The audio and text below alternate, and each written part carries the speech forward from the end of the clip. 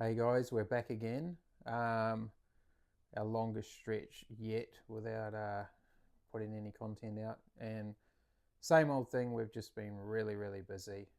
Busy at work, but particularly busy with the rugby season this year because Darren went on an overseas trip playing rugby, and we've only just got back from that. But we were training 4 days a week leading up to it, so we just haven't had time to do a single thing. Last project we had that was worthy of any content was the boat trailer. But we're ready shortly in the next week or so to pull Orange Ruffy out of the corner, where he's been sitting for probably a year without being touched. And he's our next project, so that'll be a little bit more content. But in the meantime, we're going to continue with our voiceover of my brother-in-law's Lightweight 1700 build. Last one of those was a long time ago, but you can go back and have a look at the first one. But this is the second one now. Just another note, we've got a new subscriber, Peter Anderson, who is one of my favorite YouTubers. Glad to see you on board. And I started watching you when you were doing the XW Fairmont, and I've watched every single one since then. So welcome aboard and enjoy this video.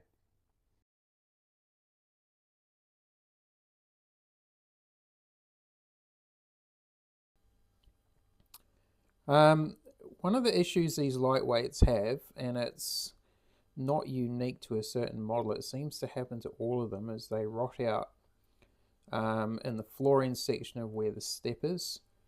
I could understand it if it was just behind the wheel of a Caravan where the water gets to it, but it's happened to Caravans that I've had, and this one as well, where the step is in front of the wheel, so there's no water getting flicked on it. Just for some reason, they just seem to rot out there. They're pretty easy to fix. We've fixed a couple of them. So the first step is you need to take the outer panels off it, like the outer skin panels, which are only just a few rivets. Remove those, and then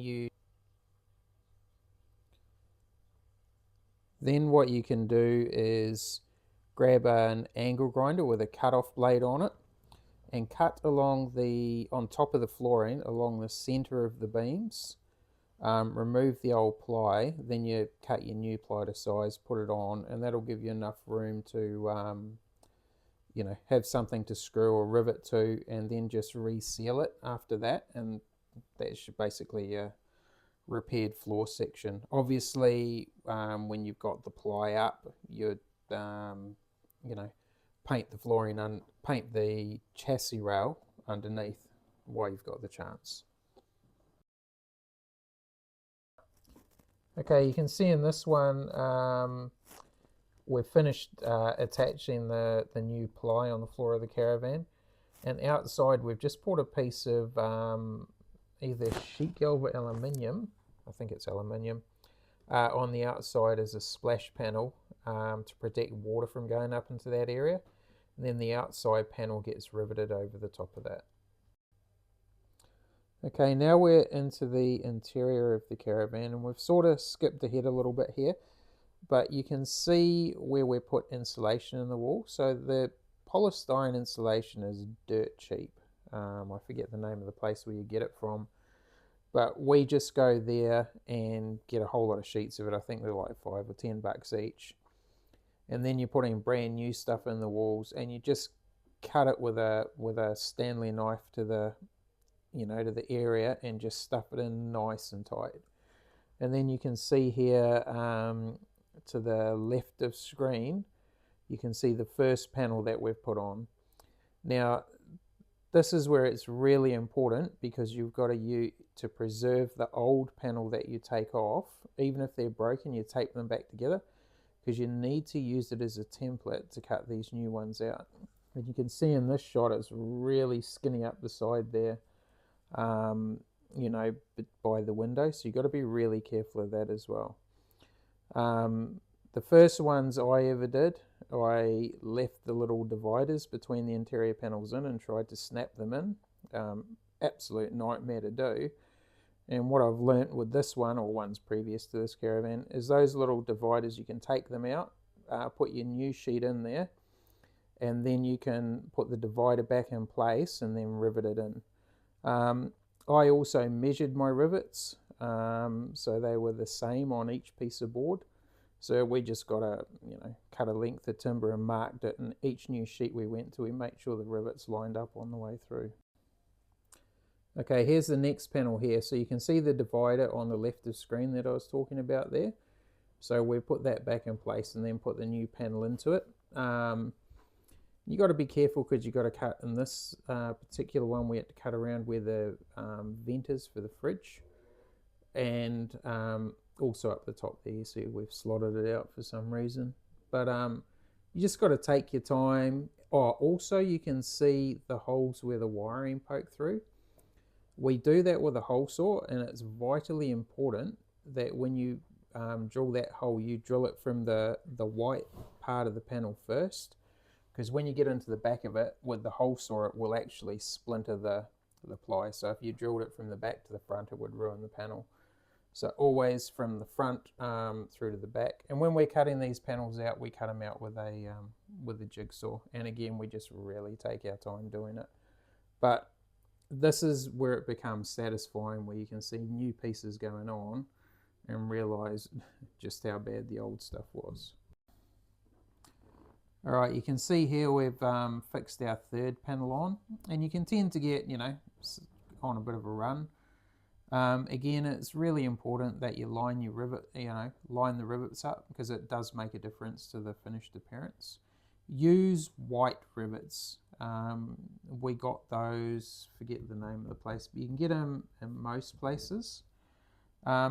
Also, you can see where we've gone around the windows. Got to be really careful with that. Make sure that those cuts are really accurate. So when you put your window frame back in, it slots in nicely and covers over where you've cut out. All right, onto the left-hand side now. You can see we've started at the back here, and we're just working our way forwards towards the door.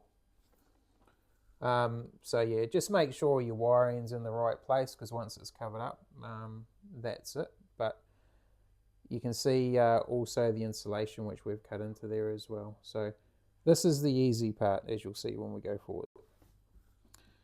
All right, this is just a shot now of the panels as they're finished. You can see now we've got the dividers are in there nicely. Put the windows back in.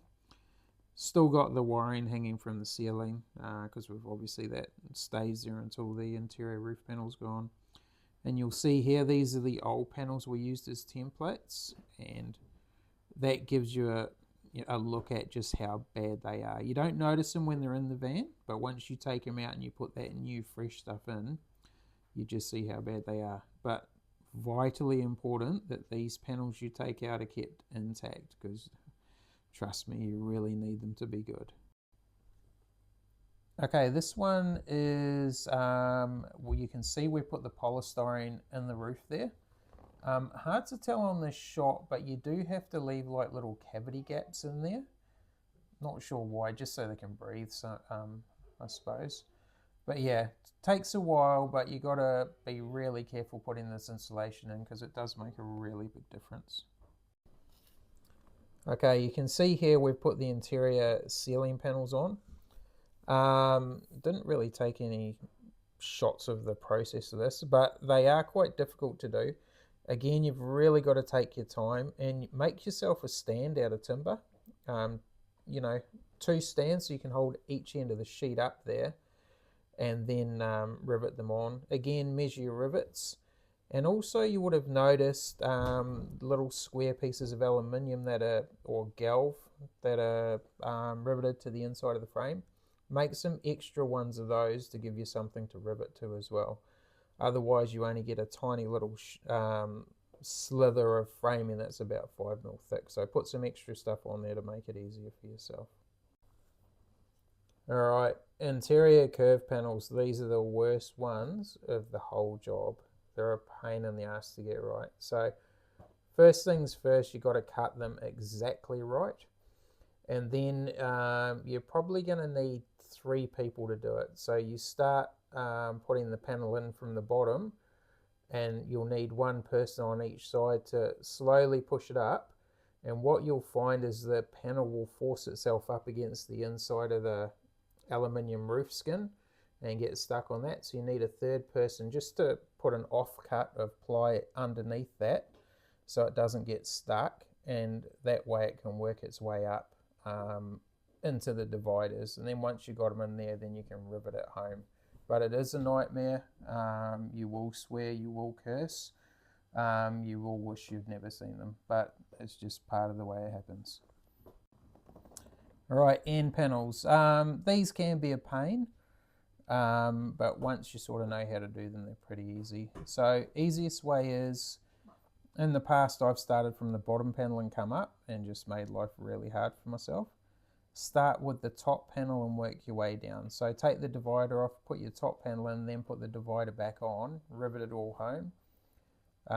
Then do the same with the next one down. And then the very bottom ones are quite easy. You just push them into the divider and then they're screwed straight to the floor. Okay, so interior paneling is now finished. You see here, wheel arch, we've stripped that right back and given it a new paint job. When you take these off, that is one of the worst jobs in the Caravan because they've got tiny little screws. Feels like there's 1,000 of them and they're all flat blade. Use like a impact driver to take them off with a flat blade on the end of it. And then once you're putting them back on, get some nice new screws with square drives on them.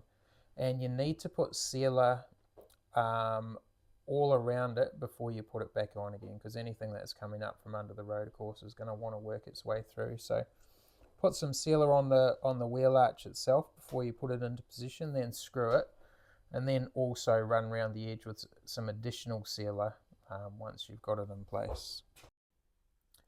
Okay, in this one, again, we're skipping ahead a little bit. So the interior wall linings and the ceiling linings are finished now. You can see that we haven't done the front linings below the window or the rear. The reason for that is we're just about to, or the next step is putting carpet in it. And you want your carpet to run right to the end of the floor. So it just means that once we put the lining back on it, the lining will come out over the top of the carpet and you won't see the end of the carpet line. And you also want a carpet wall to wall, just because you get the best coverage. You're not trying to cut around cupboards and things, and when you do open the seats underneath where the storage is, you can see it's all carpeted. It just looks better. Okay, in this one you can see the carpet's down, and by doing it this way with the Caravan empty, you can go wall to wall all the way to the end. Again, the reason why we haven't put the rear panels on. And it just looks good. If you open up a cabinet, like one of the seats where there's storage underneath, there's, when you open that, there's carpet there. It just looks nice. You can also see on the left-hand side of the picture, we've carpeted half the wheel arch. The reason we've done that is because that's exposed. It's in the rear bedroom. So these things you have to think about beforehand, like when your furniture's in, before you take it out, you need to make a note of that, because last thing you want is to have a dark grey wheel arch in the middle of your bedroom. It doesn't look very good. The rest of that wheel arch is covered by the kitchen bench, and the wheel arch on the other side is inside the wardrobe. And also at this point, it's where things really start to get satisfying. You walk in the Caravan, everything smells new. You got to take your shoes off to go inside. Just getting towards the really satisfying end of the build. All right, in this shot, you can see we're starting to install the furniture again. You need to know at this point where all the beams are in the wall, just so you know that you're screwing to something solid when you're refitting this furniture. And it does screw to the floor as well. Pays to use nice new wood screws for that. This Caravan, when it was first built, was a 6 berth, so it had bunks in the front. And when they have bunks, the seats are a little bit lower to accommodate the bunks. So with this Caravan, Sarah and Drew have only got 2 kids, so there's no need for bunks anymore.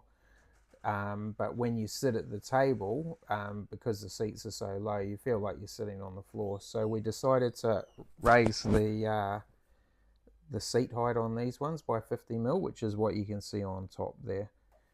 Just makes it a little bit more comfortable. All right, this is the kitchen bench going back in.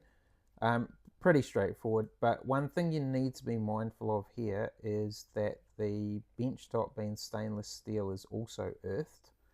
Really important that goes back on so nobody gets electrocuted. Next shot is with the table installed. You can also see above that we put the front shelf in. They're a bit of a pain to put in.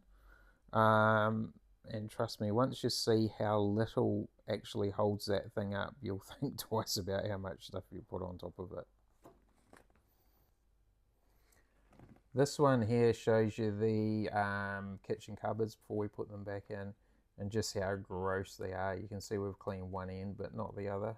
And you know, this Caravan came out in the late 70s, so it probably had 5 or 6 people having drinks and a cigarette in it all at the same time. Bench return and wardrobe going in. Again, they're pretty straightforward. In this shot, it's not really the shot I wanted to show you, but if you have a look under the bed on the left, by the screwdriver, you'll see a power point. These are things, again, that you really need to think about before you repanel the Caravan, like where your wiring's going to go. So you'll see there we've put a power point there, and the reason for that is later on after that we'll drill a hole in the floor and we'll put like a boat bung type setup in it that you can put a power cord through and then run power from that power point into your awning, and that way you're not running power cords out the windows or having one of those big ugly outside power points on the side of your Caravan. You'll see on the right hand side there we've got a power point there as well. You want to put as many in as you can while you've got the opportunity. This shot's in the rear bedroom of the Caravan, and again you got to think about what you want. Now unfortunately we couldn't use this plug, and we didn't know till afterwards. Because it's on the other side of there is the kitchen sink, and you're not allowed power points within a certain distance of the sink. But next to that you'll see a 12 volt charging port, and we put a number of these throughout the Caravan. Again, I keep going on about it, but it's just thinking about what you want and where you want it, because while you got all those wall panels off, you can start installing these things. So we had, from memory, we put one there in the rear bedroom, and we also put one up on top of the front shelf too, so you can just charge things up there. And we also put a power port up there for the TV as well, so the TV can run on 12 volt. Okay, a couple of things here. This is obviously the kitchen cupboard. When you're installing these, you'll see screws inside the cupboard at the top there. Those screws will go into the steel frame, but at the bottom the screws don't go into steel frame, so they need something solid to attach to. So what you do is you glue timber in the framing before you put the wall ply on, and that's what the bottom of it screws to. So it's another one of those things you have to think ahead and be mindful of that. You know, when you're planning things out before the ply goes on. And it's another reason why you always draw around all your cabinetry, and that way you've got something to reference to on the old sheets that you've taken off.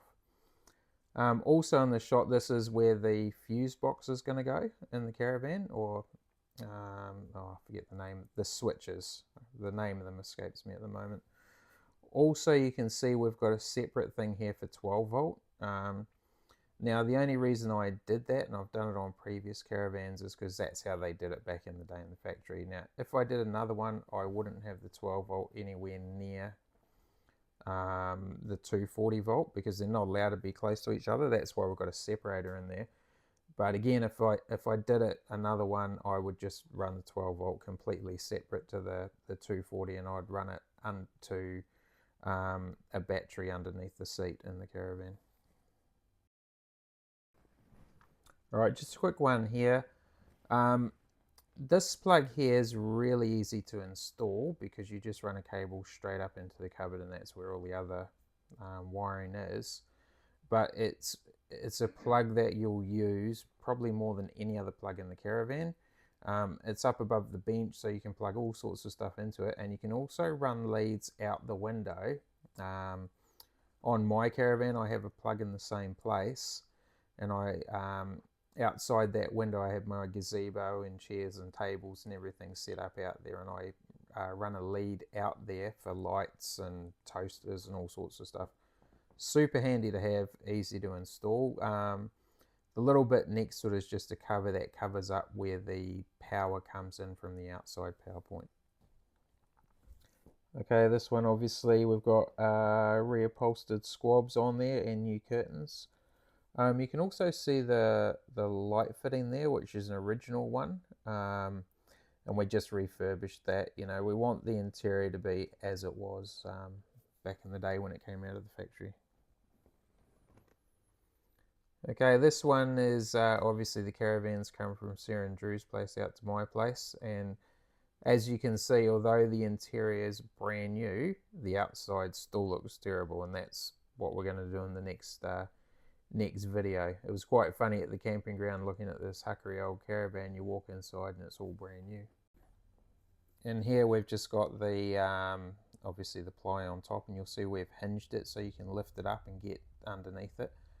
Put a lot of strengthening under there as well, because the plan is to put gas struts on it, so obviously you need to have something strong for them to be able to attach to. And in terms of the width of that piece of ply on there, we've made it a bit longer so it overhangs over the edge of the bed, meaning you can get a bit longer mattress on there, because Drew's quite tall, so he needs a little bit more leg room.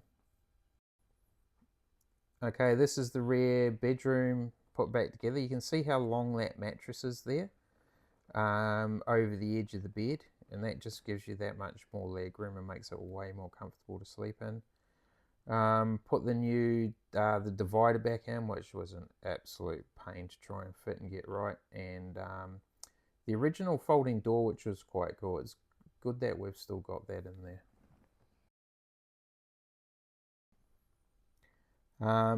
This is a photo which I talked about earlier, which is up on the front shelf. So you got a couple of places where you can charge your phone, also a power point and a coaxial cable to plug the TV into, all nicely hidden away, and those power and the aerial cable run down through the floor to underneath the seat.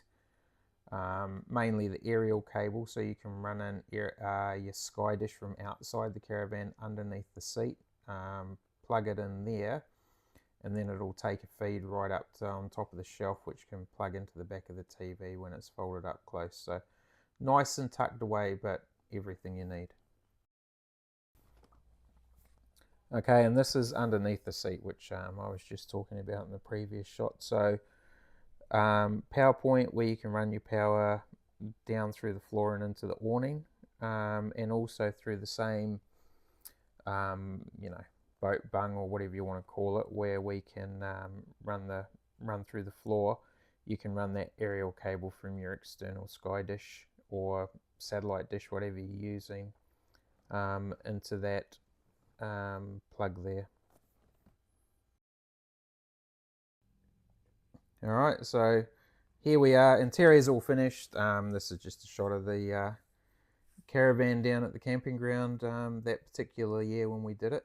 So yeah, quite funny. Still looks pretty grotty on the outside.